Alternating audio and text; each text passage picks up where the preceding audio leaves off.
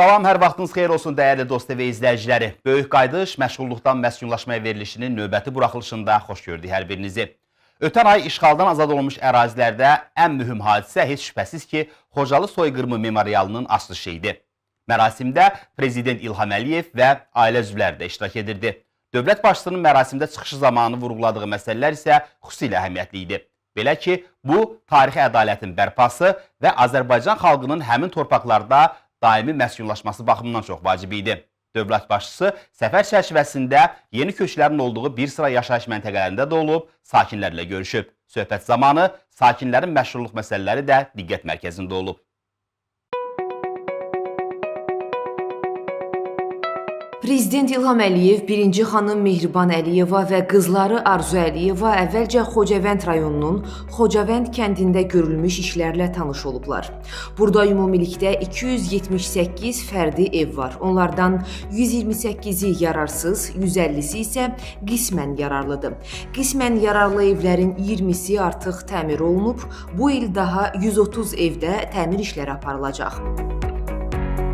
Bu ilin fevralında Xocavənd kəndinə 20 ailə, 94 nəfər qayıdıb. Cari ilin mart-dekabr aylarında kəndə daha 130 ailə, 533 nəfərin qayıtması planlaşdırılır. Dövlət başçısı və ailə üzvləri kəndə köçmüş sakin Rizvan İbrahimovun evində olublar. Daha sonra isə Xocavənd şəhərində görülmüş işlərlə tanış olunub. Dövlət başçısına Xocavənd şəhərində əsaslı təmirdən sonra istifadəyə verilmiş fərdi evlər barədə məlumat verilib. Xocavənddə 980 fərdi ev mövcuddur ki, onlardan da 133-ü yararsız, 847-si isə qismən yararlıdır. Qismən yararlı evlərdən 55-i artıq istismara hazırdır. Bu il ərzində daha 792 ev təmir ediləcək. Xatırladaq ki, bir neçə gün əvvəl Xocavənd şəhərinə 50 ailə, 194 nəfər qayıdıb. Ötən ilin sentyabrından indiyədək isə Xocavəndin 5 yaşayış məntəqəsinə ümumilikdə 1485 nəfər, 355 ailə qayıdıb. Prezident İlham Əliyev və ailə üzvləri Xocavənd şəhərinə köçmüş İlqar Həsənovun evində olub, söhbət ediblər. Prezident Xocavəndə köçmüş sakinlərlə görüşərək söhbət edib. Söhbət zamanı məşğulluq məsələləri də gündəmdə olub. Burada iş yerləri də yaradılır. Həm dövlət xətti ilə, həm ictimai təşkilatlar xətti ilə və əlbəttə ki, özəl sektor. Və burada yaşayan insanlar, onların əksəriyyəti vaxtı ilə kənd təsərrüfatı ilə məşğul idi. Siz yaxşı bilirsiniz ki, bu bölgənin çox gözəl təbiəti var, münbit torpağı var, suyu var, bulaqları var, hər şey var. Əsas odur ki, insanlar artıq burada rahat yaşasınlar və tam əmin olsunlar ki, bir daha xalqımızın başına belə fəlakətlər gəlməyəcək. Prezident İlham Əliyev, birinci xanım Mehriban Əliyeva və qızları Arzu Əliyeva fevralın 25-də Xocalı rayonunun Xanabad kəndində görülmüş işlərlə də tanış olublar. Kənddə ümumilikdə 276 ev var ki, onlardan da 115-i yararsız, 161-i isə qismən yararlıdır. İndiyədək 120 ev təmir olunub. Bu ilin sonunadək daha 41 ev istismara hazır olacaq. Bir neçə gün əvvəl 38 ailə, 154 nəfər kəndə qayıdıb. Prezident kənd sakini Əmrah sahiblinin evində olub.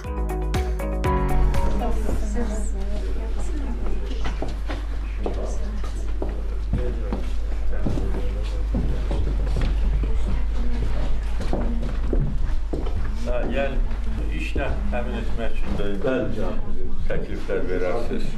Artıq müraciət edibdir də şey edilmişək. Sürücü işləyir cahildir. Ümumiyyətlə, məşğulluqla bağlı cahildir. Biz çalışırıq maksimum sizin tapşırığınızı yerləyək. Əlbəttə, burada məşğulluq. Xocalıya köçən 4100 əhalidən 1230 nəfər daimi işlə təmin oldular.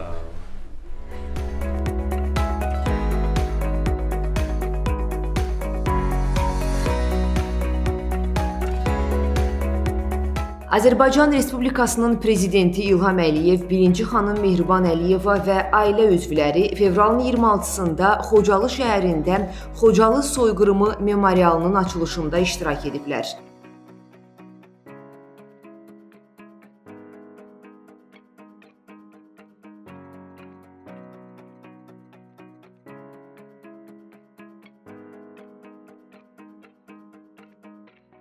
Prezidentin köməkçisi Anar Ələkbərov dövlətimizin başçısına və birinci xanıma memorial barədə məlumat verdi. Qeyd edək ki, Xocalı soyqırımı memorialı Prezident İlham Əliyevin 2025-ci ilin fevralında imzaladığı sərəncama əsasən Xocalı faciəsi qurbanlarının xatirəsinin əbədiləşdirilməsi, tarixi həqiqətlərin gələcək nəsillərə çatdırılması və milli yaddaşın qorunması məqsədi ilə yaradılıb.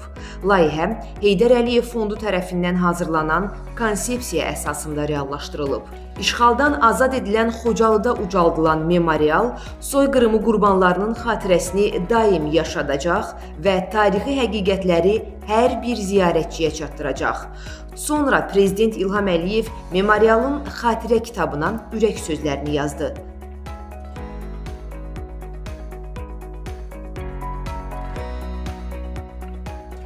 Daha sonra dövlətimizin başçısı, birinci xanım və ailə üzvləri Xocalı rayon ictimaiyyətinin nümayəndələri ilə görüşdülər. Dövlət başçısı görüşdə çıxış edib. Bugün memorial kompleksin açılışı, məhz Xocalıda açılışı bu ədalətin təntənəsidir. Çünki mən bunu təməl qoyma mərasimində demişdim. 2 il bundan əvvəl Xocalılarla birlikdə bu kompleksin təməlini qoyduq. O vaxt demişdim ki, Heydər Əliyev Fondu tərəfindən bu layihə çoxdan hazır idi. Və necə var, necə tikilib, belə də nəzərdə tutulmuşdu. Yer də seçilmişdi Bakıda. Və artıq son mənim qərarım lazım idi ki, bunun inşasına biz başlayaq və nəysə məni hər dəfə bundan çəkindirirdi. Sonra başa düşdüm o nə idi? O da inam idi ki, gün gələcək və bu memorial kompleksini biz Xocalada quracağıq və belə də oldu. Bu kompleks silinməz yaddaşımızın təcəssümü olacaq. Biz Xocalı soyqırımını heç vaxt unutmamalıyıq. Ermənistan dövlətinin vəhşiliklərini heç vaxt unutmamalıyıq. Öz tariximizi heç vaxt unutmamalıyıq. Ayıq olmalıyıq. Həmişə güclü olmalıyıq. Həmişə düşmən bizdən qorxmalıdır. Necə ki, bugün qorxur. Daha sonra sakinlər çıxış edərək Xocalı soyqırımı və o dəhşətli gecə haqqında danışıblar. Onlar bu qan yaddaşının heç vaxt unudulmayacağını bildiriblər. Sakinlər bildirib ki, bugün ən böyük təskinlik qisasın döyüş meydanında alınması və torpaqların işğaldan azad edilməsidir.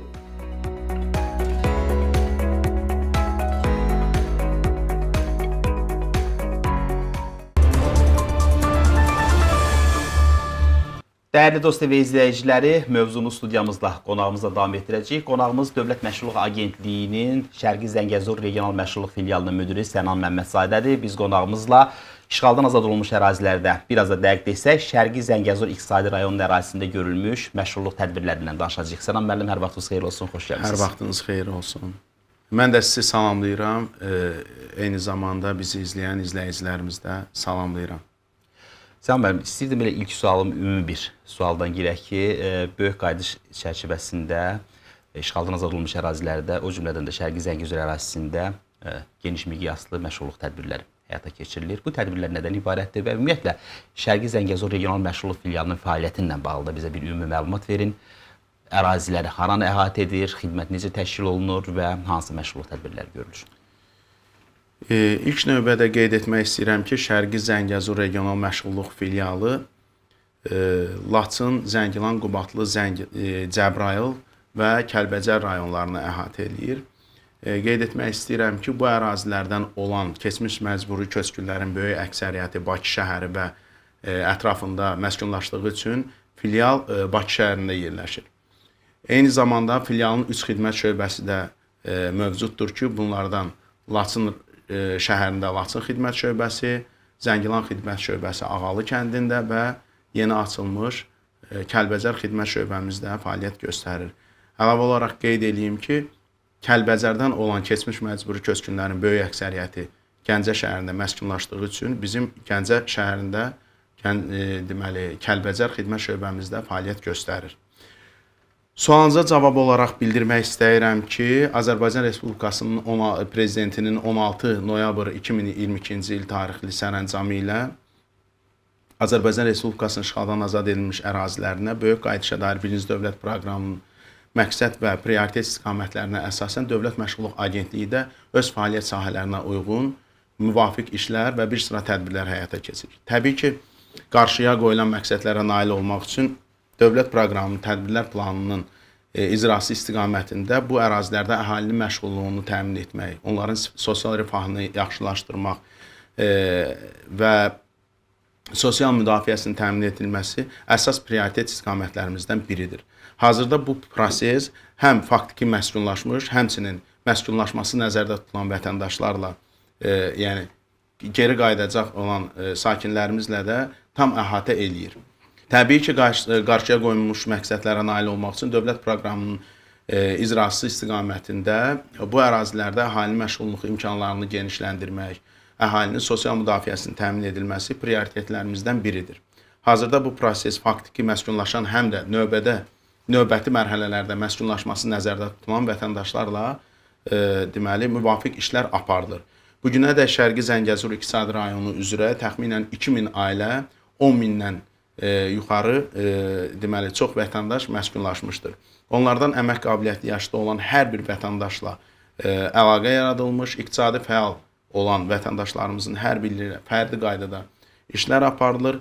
Belə ki, bu şəxslərin iqtisadi fəal olanlarla fərdi qaydada bizim deməli filialımızın əməkdaşları tərəfindən daimi əlaqə saxlanılır. Bildirmək istəyirəm ki, qeyd etdiyimiz tədbirlər nəticəsində artıq Şərqi Zəngəzur İqtisadi rayonu üzrə köç etmiş vətəndaşlardan, deməli, iqtisadi fəal olan vətəndaşların 90%-dən çoxu məşğulluqla təmin edilmişdir.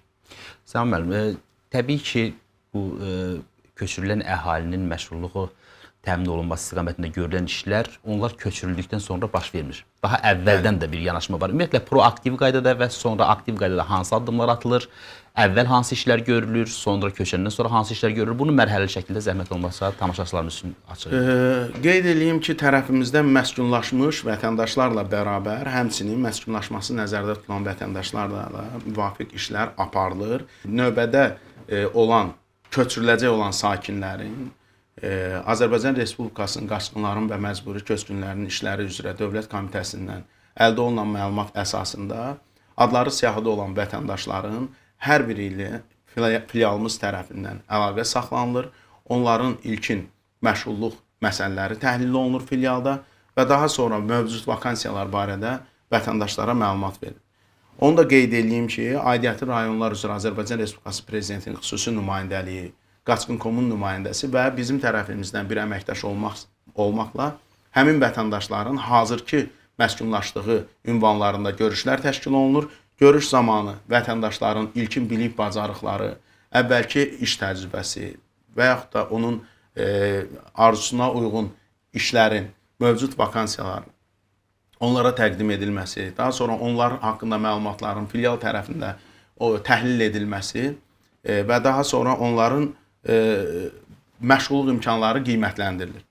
Qısa qeyd etsək, vətəndaşların məşğulluq imkanları qiymətləndirilir, qeydiyyatı aparılır, fərdi məşğulluq proqramı tərtib olunur. Fərdi məşğulluq proqramı əsasında qeyd edilən tədbirlər nəticəsində vətəndaşlar mövcud vakansiyalara göndərişlər verilir. Daha sonra yəni vətəndaşların həmçinin peşə hazırlığı, eyni zamanda digər aktiv məşğulluq tədbirlərinə də cəlb olunurlar.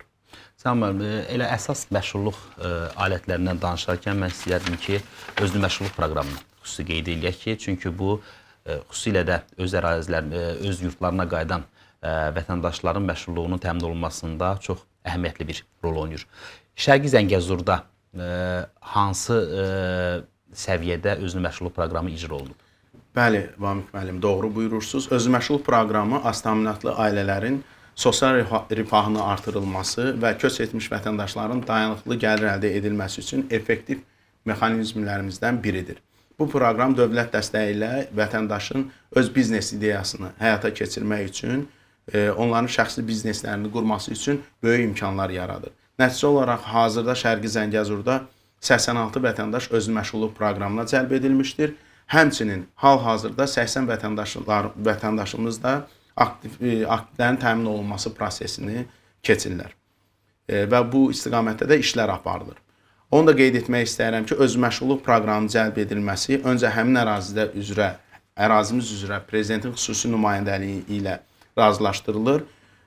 Bu əməkdaşlıq proqramı icrasının, deməli, bu proqramın icra edilməsində daha sistemli, məqsədəuyğun şəkildə həyata keçirilməsinə dəstək olur. Yəni biz Prezidentin xüsusi nümayəndəliyi ilə razılıq əldə edirik, daha sonra həmin vətəndaşı özməşğulluq proqramına cəlb edirik. Yəni söhbət burada onların cəlb aldıqları aktiv üzrə yaratdıqları müəssisənin yerinin təyin olunması, onlara şərait yaradılması. Biz yerdə nümayəndəliklə razılıq əldə edirik, daha sonra vətəndaşları da cəlb edirik.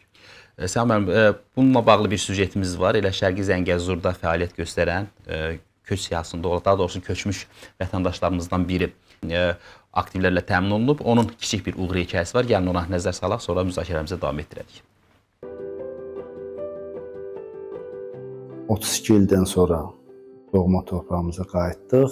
Sentyabrın 26-sı birinci köçlə gəldik inşallah. Sevincimizin həddi hüdudu yox idi həqiqətən. Cəbrayıl şəhəri ilk köçdə olduğumuz üçün mənə dedilər ki, bərbər lazımdır. Məşğulluğa müraciət elədim elə. Onlayn dərslərə qoşuldum 4-5 gün. Ondan sonra imtahan verdim. Mənə 2 dənə güzgülü şkaf verilib, 1 dənə kreslo verilib, 1 kondisioner, ariston, 1 saç maşınkası, 1 də fen. Yəni 4 dənə də stul. İnsanların məskunlaşması artdıqca bizim işimizdə daha çox irəli gedəcək. Bugün həmd olsun Allah, Cəbrayılda yaşayıram, işləyirəm və gələcək planlarım odur ki, özümdən sonra cavan kadrları yerimə təyin edib. Xeyli vəsait lazımdır bu iş yerləri almaq üçün. Yəni bu da dövlətimiz tərəfindən sağ olsun təmin olunur. Bu da yaxşı bir tərəfdir, yəni insanlara dəstəkdir.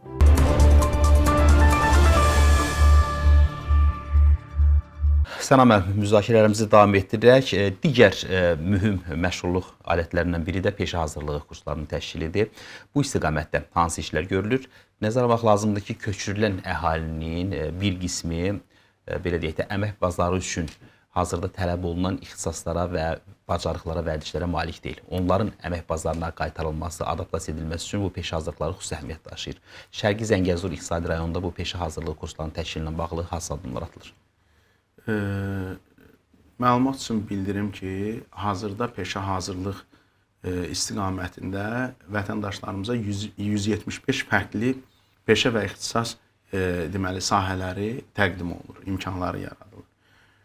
Şərqi Zəngəzurda da bu istiqamətdə artıq 190 nəfər vətəndaşımız peşə hazırlıq kursuna cəlb olunub və bitiribdir.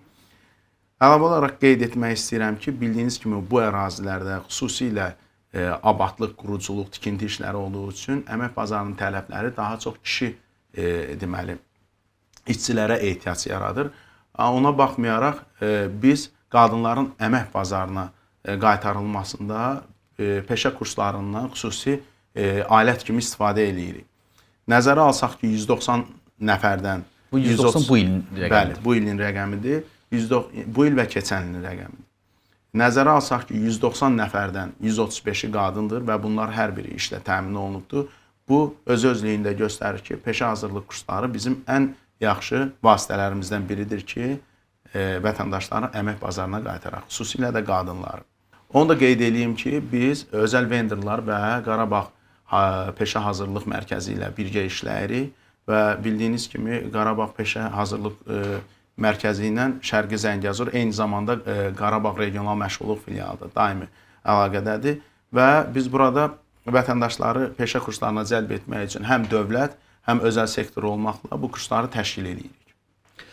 Səməm, istərdim bir qədər də işə götürənlərlə əməkdaşlıqdan danışaq. Çünki burada ən vacib məsələlərdən biri işə götürənlərin tələblərini nəzərə almaq, onların ixtisaslı kadro olan ehtiyaclarını ətraflı təhlil etmək və bu əsasda onlara belə deyək də iş axtaranlarla eyni platformada birləşdirməkdir. İşə götürənlərlə bağlı əməkdaşlıq hansı səviyyədədir? Onlarla bağlı hansı təşviq edici layihələrimiz, addımlarımız var? Yaxşı məqama toxundunuz. Qürur və sevinç hissi ilə qeyd etməliyəm ki, Şərqi Zəngəzur və Qarabağ iqtisadi rayonlarında sahibkarlar üçün geniş imkanlar açılmışdır və açılmaqda davam edir. Belə ki, dövlət tərəfindən vergi və gömrük güzəştləri, investisiya təşviqləri, bu ərazilərdə işə götürənlərə yaradılan münbit şərait təbii ki, Dövlət Məşğulluq Agentliyində işini yüngülləşdirir.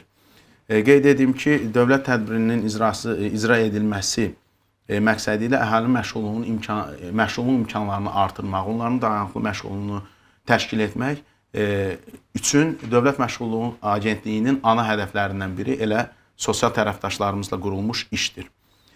Qeyd etmək istəyirəm ki, bu ərazilərdə fəaliyyət göstərən, işə götürənlərlə bizim qurduğumuz işlər təbii ki, köçmüş əhalinin dayanıqlı məşğulluğunu təmin etməkdə mühüm yer tutur. Onu da qeyd edeyim ki, biz həm ərazimizdə fəaliyyət göstərən işə götürənlərlə, eyni zamanda gələcəkdə bu ərazidə fəaliyyəti nəzərdə tutulan işə götürənlərlə də mütəmadi işlər aparılır. Bu ərazilərdə ölkə başçısının sərəncamı ilə qurulan həm deməli aqroparklar, həm sənaye parkları, digər deməli əlverişli mühitin yaradılması təbii ki, burada işə götürənləri cəlb etmişdir.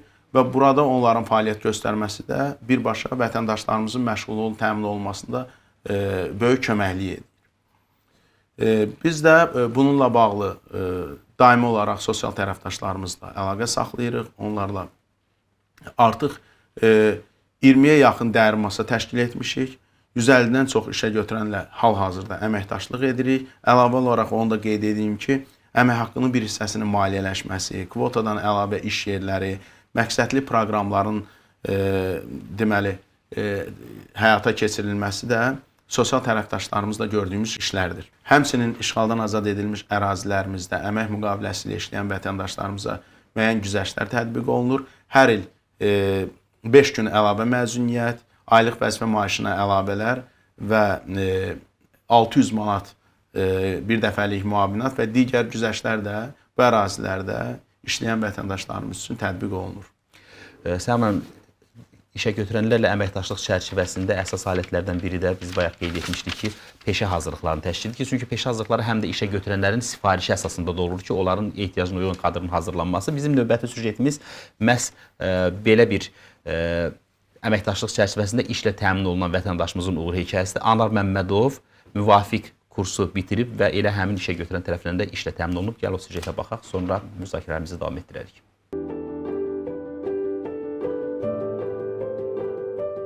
Məmmədov Anar, mən 2 yaşında Laçın rayonuna məcburi köçkün düşmüşdük. Laçın rayonunun işğaldan azad olunmasından sonra böyük qayıdışla əlaqədar Laçın şəhərinə köçmüşük öz evimizdə.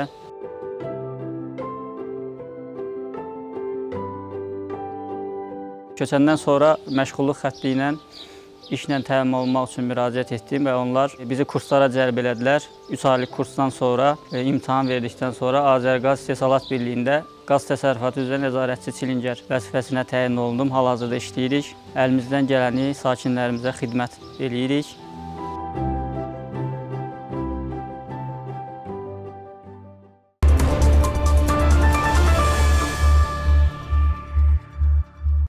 Tamam, elə işə götürənlərlə əməkdaşlıq mövzusunu davam etdirək.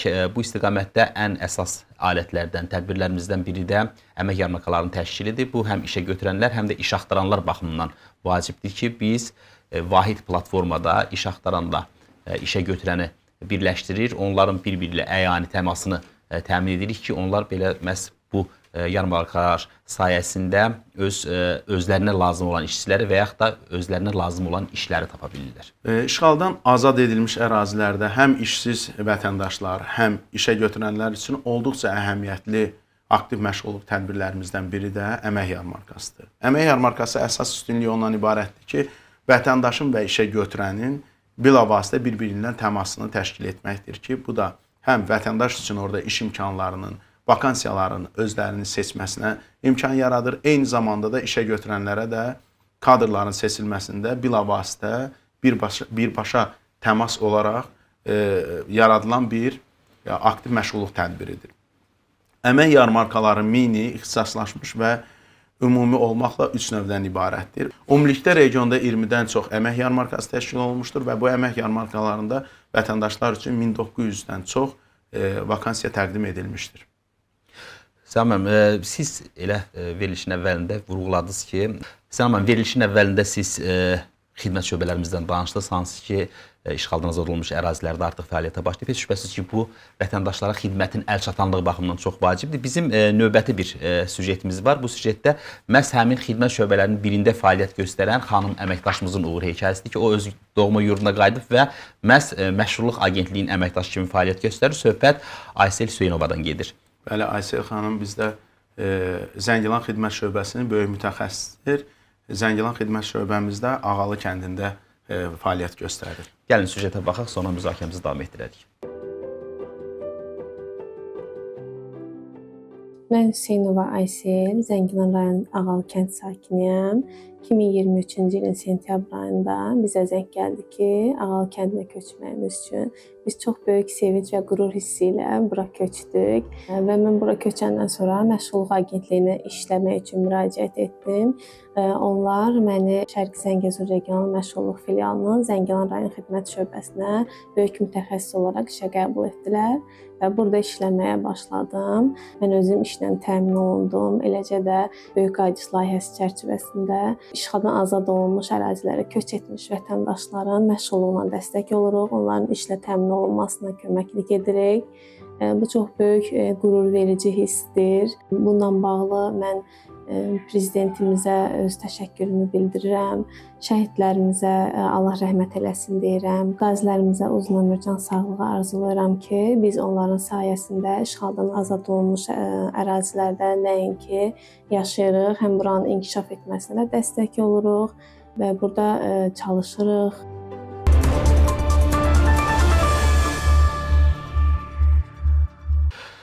Sənan müəllim, belə istərdim xidmətin əlçatanlığı mövzusunda müzakirəmizi davam etdirək. Siz dediniz xidmət şöbələri var. Bəs xidmət şöbələrində bu işinizi təşkil olunur, eyni zamanda xidmət şöbələrinin olmadığı ərazilərdə işlərinizi təşkil olunur. Bəli, verilişin əvvəlində qeyd elədiyim kimi vətəndaşlar həm xidmət şöbələrimizə, həm də filialımıza müraciət edə bilərlər. Bununla yanaşı biz həm rayonlara, həm kəndlərə köçmüş vətəndaşlarla səyyar görüşlər təşkil edirik, harda ki, vətəndaşların əlçatanlığını təmin etmək məqsədi daşıyır bu səyyar görüşlər. Əlavə olaraq onu da qeyd etmək istəyirəm ki, vətəndaşlarımız qurumumuzun sosial media hesablarına, eyni zamanda internet səhifələrimiz vasitəsilə də müraciət edə bilərlər. Onu da qeyd edeyim ki, çünki vətəndaşlar bizim sosial mediadan gündəlik olaraq paylaşılan həm mövcud layihələr barədə, yeni layihələr barədə, eyni zamanda vakansiyalar barədə də məlumatlar əldə edə bilərlər. Sənan müəllim, minnətdaram. Çox sağ olun, gəldi suallarımızı ətraflı cavablandırdınız. Sonda isə Vamik müəllim, mən qeyd etmək istəyirəm ki, işğaldan azad edilmiş ərazilərimizdə xidmət göstərmək, o cümlədən Böyük Qayıdış proqramının icrasında iştirakçısı olmaq həm sevindiricidir, həm qürur vericidir, eyni zamanda da çox məsuliyyətli bir işdir. Mən əminəm ki, bizim xidmətlərimiz sayəsində bu ərazilərdə məşğulluq təmin olunmayan vətəndaşımız qalmayacaqdır. Təşəkkür edirəm. Var olun. Dəyərli dostlar və izləyiciləri, bununla da verilişimizin sonuna çatdıq. Növbəti verilişdə görüşmək ümidi ilə salamat qalın.